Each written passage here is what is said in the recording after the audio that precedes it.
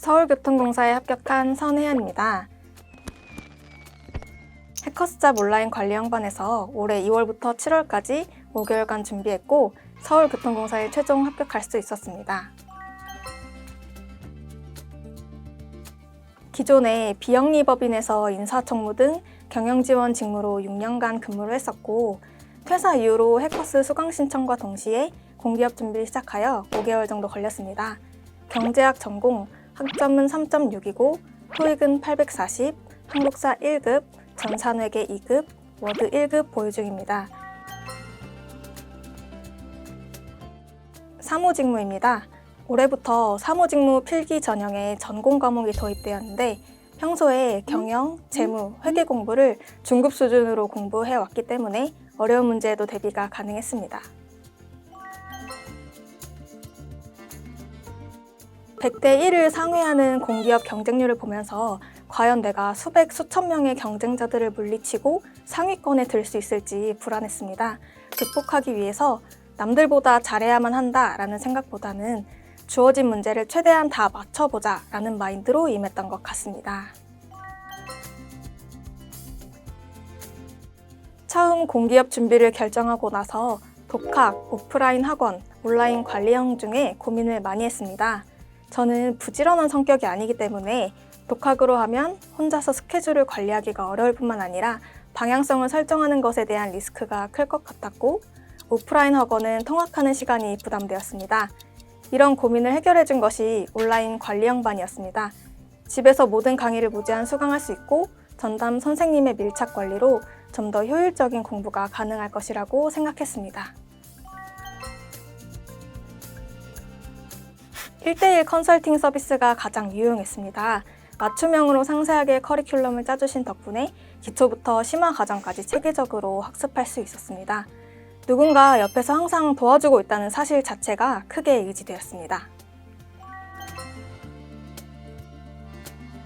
저의 서울교통공사 필기 점수가 커트라인에 가까워서 면접으로 뒤집어야 하는 상황이었는데요.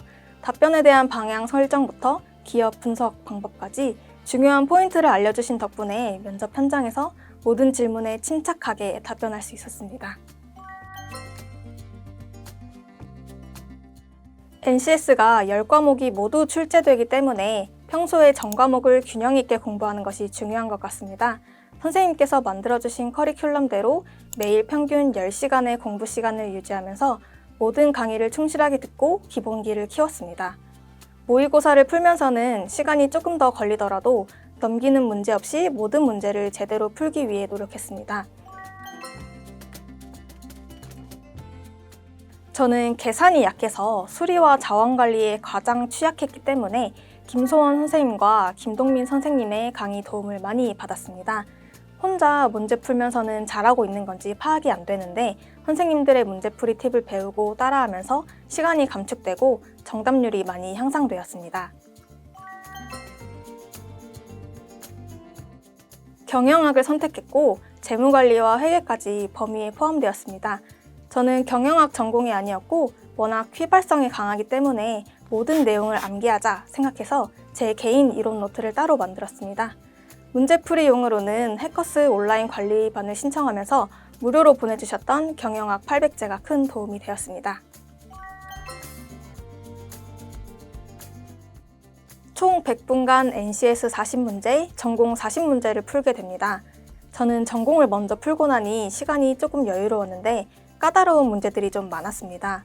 완전 모듈형이 아니기 때문에 처음 접하는 이론도 있었고 달력을 활용해서 일시간 구하는 자원관리 문제가 가장 까다로웠습니다.